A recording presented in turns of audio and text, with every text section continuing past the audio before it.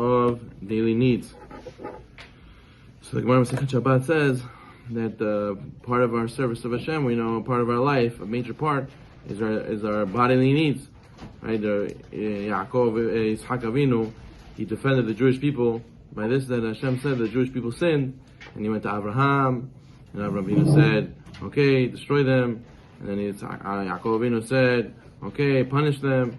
But when it comes to Yitzhak Avinu said, how much time do they have to sin already? Half the time, they're going to the bathroom, they're sleeping, they're eating, they're taking care of their bodies, with which free time, very small amount of time a person can sin.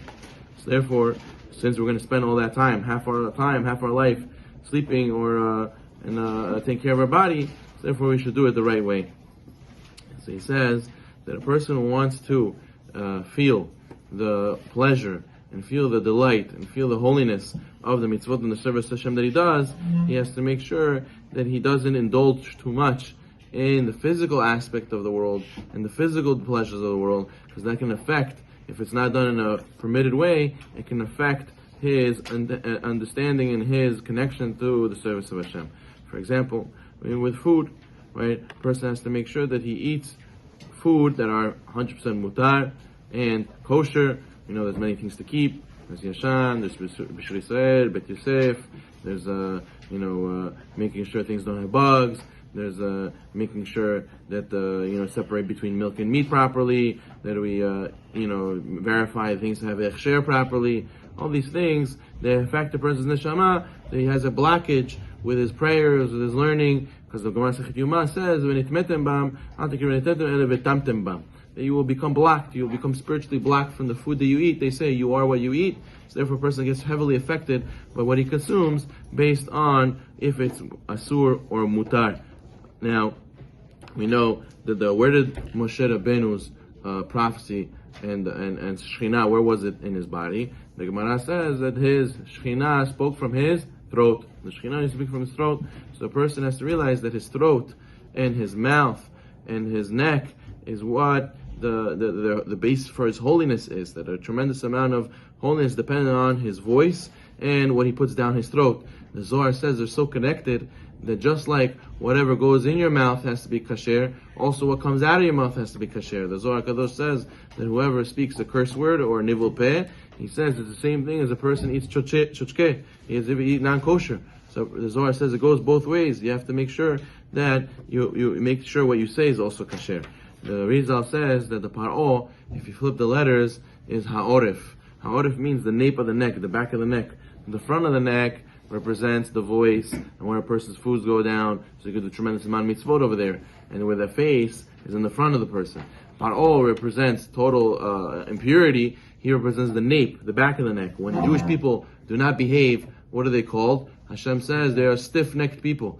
That they're like gardan tachteh, that they are very, very stubborn, like the back of the neck. Therefore you see that a person who has holiness, it corresponds to the throat, corresponds to the Shekhinah speaking from the throat in the front, and the Par'o represents the back, represents the nape of the neck. There's nothing there. There's nothing there's no orifice and there's no senses in the back of the neck to represent that a person can uplift the throat or he can totally downgrade it and make it very, very impure. So therefore a person has to make sure that he watches what he eats. Also, why you eat. A person has to make sure to not be a person who gives into the desires just because he has a desire. He has to work on himself. The Mekubalim, they used to do what? They used to go and leave over a piece of their food from their plate to say, even though it's the last piece, I'm leaving it over. Why? I'm working on myself. To hold myself from desire. I'm eating because I need to eat, because I need to serve Hashem. The Rambam says you can make sleeping a mitzvah, you can make eating a mitzvah, you can make going to the bathroom a mitzvah, you can make every part of your life a mitzvah. If you're doing it for the sake of Hashem, you're not doing it just Borei Pri Yishkam. You're not doing it just for your stomach. You're doing it because I need food, because I need to have strength to do my service of Hashem. I need to sleep because I have the service of Hashem. When a person goes and he does it for his personal pleasure, then a person is already misusing this activity and this purpose of this faculty that Hashem Baruch Hu gave us, and therefore a person could also be affected in his spirituality because of that as well. So therefore, just because you see a sushi in front of you in the class, but you already ate dinner, so maybe it's not really healthy for you, and maybe you don't really have to eat. So this you're eating is just straight to your stomach. It's gonna be for your desires. And the Zohar Kadosh writes that if a person eats for his desires, it goes straight to Sitra Achra. We know that all the food has spirituality, has sparks of holiness in it. So when a person eats and doesn't uplift those sparks by using it for a mitzvah, so then what? He downgraded and the way those sparks go to Sitra Achra, the other side, God forbid. Yoshvo, they make a big deal. You go and eat so many foods, make brachot, you big tikkun. There's gilgulim inside the food. We don't know who's inside this chicken, who's inside this food. So when you go and do a mitzvah afterwards, you uplift the soul, as opposed to if you eat it and you just do averot, so then you made the person, the soul in that food, he missed the boat. And he missed his opportunity for a mitzvah, and now he has to come back again.